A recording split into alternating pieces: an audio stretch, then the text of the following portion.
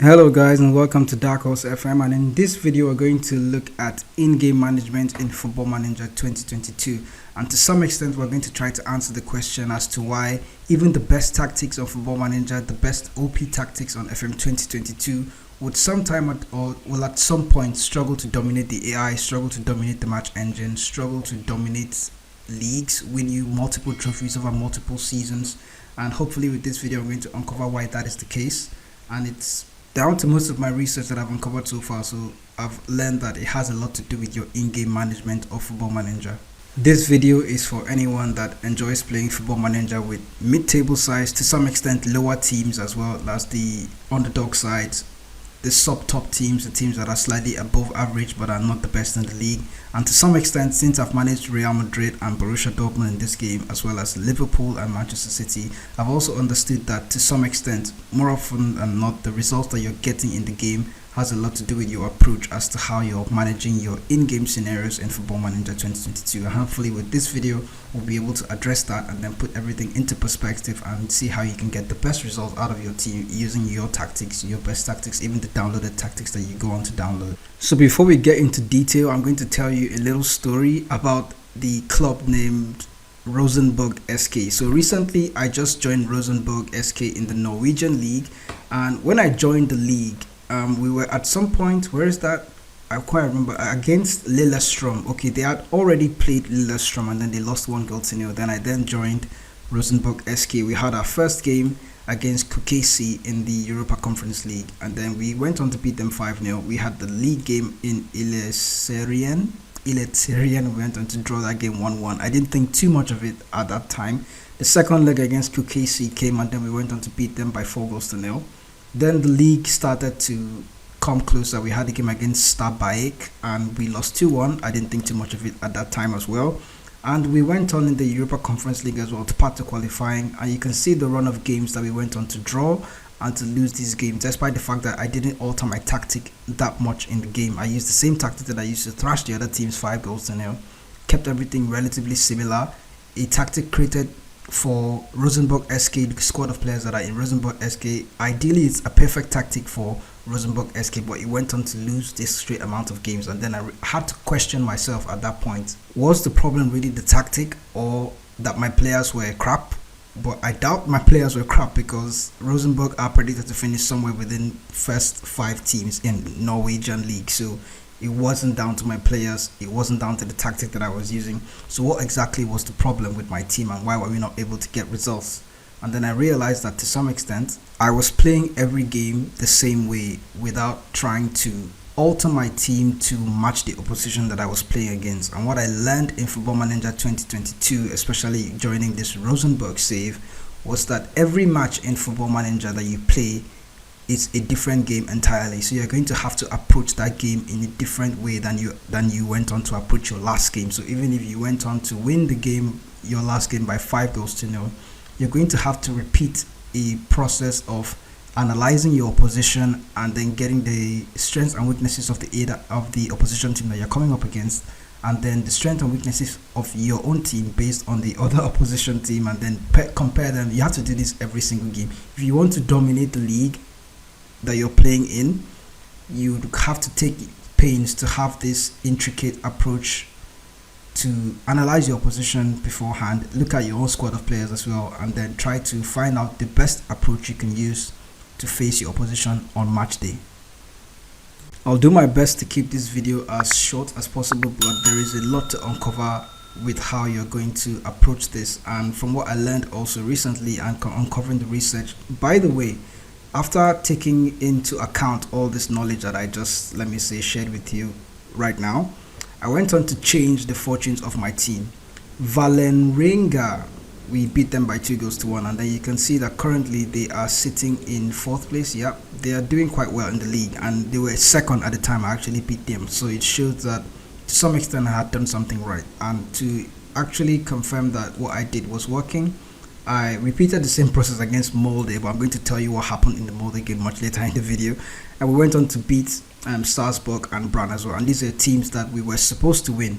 and then we went on to actually win those games. You probably see other teams that were supposed to win as well. Teams like Strom, Godset, and Tromsø were supposed to win these games, but we didn't. So it means that there was something wrong somewhere, and we needed to sort it out as soon as possible. So if you did not get the rough idea about what I was explaining in the first few minutes of this video, let me just try and reiterate what I mean. For every game you're going to play in Football Manager 2022, regardless of the tactic that you're using, you're going to want to adapt your team's approach to the opposition that you're facing in order to get the best result of that game.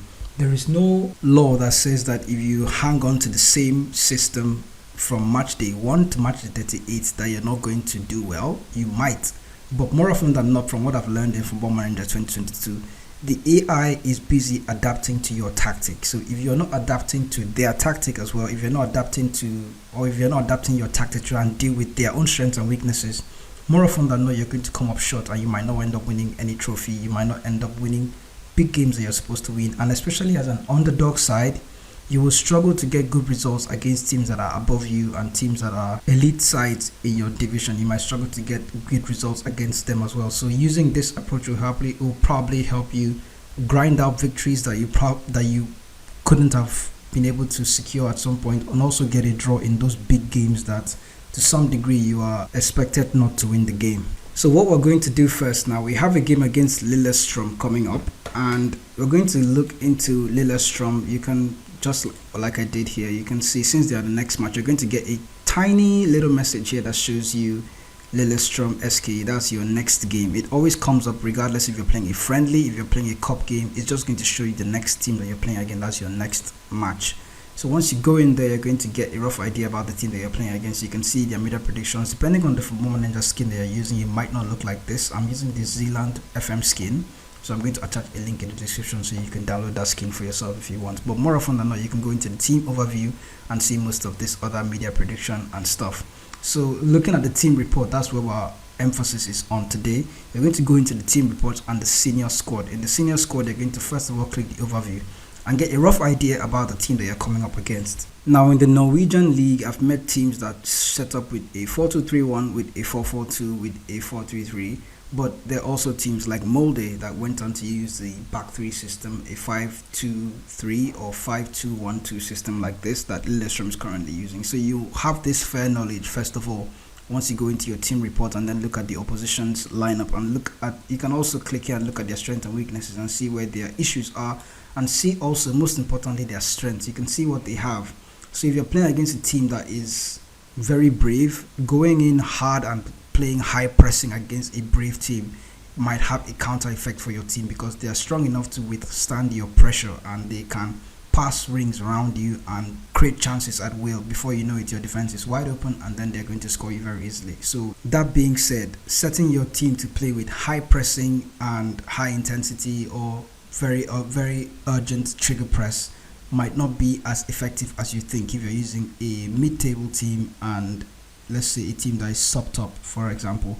Probably if you're using a team like Manchester City, and then you come up against a team in the Premier League that is more physical than you are, you might, in Football Manager, that's what I'm saying, you might end up struggling to oppress that team or to beat that team, and then you be asking yourself, we are Manchester City, we're supposed to be winning, but then the AI is not showing you that you're actually winning. So they're doing something against you. So you have to look at every team that you come up against and then know how you're going to approach them differently. In the team reports column, you can also find their analysis report, and then in the analysis report, you can go on to see the amount of formations and the different type of formation that the team has faced. What I like to do is to filter this by the negative sign, and then when you look at the negative sign, you can see, just to get a rough idea as to the tactic that Lillestrøm, for example, struggles to play against. This doesn't mean that you have to overhaul your system and create a 4-4-2 from scratch and then start to play like that. No, but it just gives you a rough idea as to if you're struggling in the game and then you need to make changes and you need to start to hit them on the break. You can tweak something, or you have now in your arsenal a formation that this team that you're playing against does not like to play against, and then you can find a way and use that eventually in the middle of the match and then find out to your best advantage. An important part of looking at your opposition has a lot to do with the data hub. So once you go into the data hub here on the left panel, you can go into the next opposition right up here in this menu tab, and then you can see their analyst report. And if you go into the analyst report of the data hub, you can see just where this team tends to score from and where they tend to concede goals from. This will help you decide your defensive width and your player roles and duty based on their attacking direction. So if you see that based on the green color that we're looking at here, they tend to score from the right wing. So having my left fullback or let's say my left-sided tactic be slightly more defensive would help us in this game a lot. So if your left fullback was on attack and then you see that the team you're playing against tend to score from the right wing, it means that if your left fullback isn't available to cover those areas, you're going to struggle. Alternatively, if you're going to play your left fullback on attack, he has to be so dominant that they can't attack from their right wing because your left winger is actually causing so much problems on that side, and then they have to be defensive on that side. So that's another way to look at it. And you can also see that most of their assists, the way they actually concede goals from assisting is from crosses. That will also help you swap from maybe using an inside forward or inverted winger that you were using before to just using a traditional winger and then playing a winger in that role just for that game. Now, hopefully the first part of this video has a lot to do with how you're going to get your team ready for the next match that you're coming up against. And since we've looked at Lillestrøm, not in detail, but to some extent we get a rough idea of how they're going to play. It has a lot to do with your training as well, so you can go into your training and prepare for Lillestrøm, and depending on the amount of days you have to train for next, looking at them being an away team, since I don't have any, I actually have only 1 day of training against Lillestrøm, what I do is to select a training session that allows us cover the entire match preparation for the following game against Lillestrøm. You can see I selected match tactics. This allows us to successfully focus on preparing on the next match tactically, since we don't have much time to go into in-depth training. There are also other options you can look, and if you're playing against a team that is much bigger than you, using a defensive shape match preparation training might be very helpful on the day before that particular training session comes up. We're playing against a team that is much weaker than you, going for attacking movement. If you're not really sure, you can do both. If you have a lot, let's say like the travel isn't included here, you have those 3 sessions. You can do attacking movement, defensive shape, match tactics. Get your match preparation in there before the next game. An important part of team instructions, player roles, and tactic building that I'm going to show you real quick this is probably before the game as well. Once you're in the data hub, go into the next opposition, look at their next opposition's performance. There are many ways you can just click in here and then, okay, let me just reiterate that. Go into next opposition, there's opposition's next opposition performance. You're going to get an entire in-depth data hub analysis as to how your opposition is going to set up and how they often play in previous matches, all collated into one.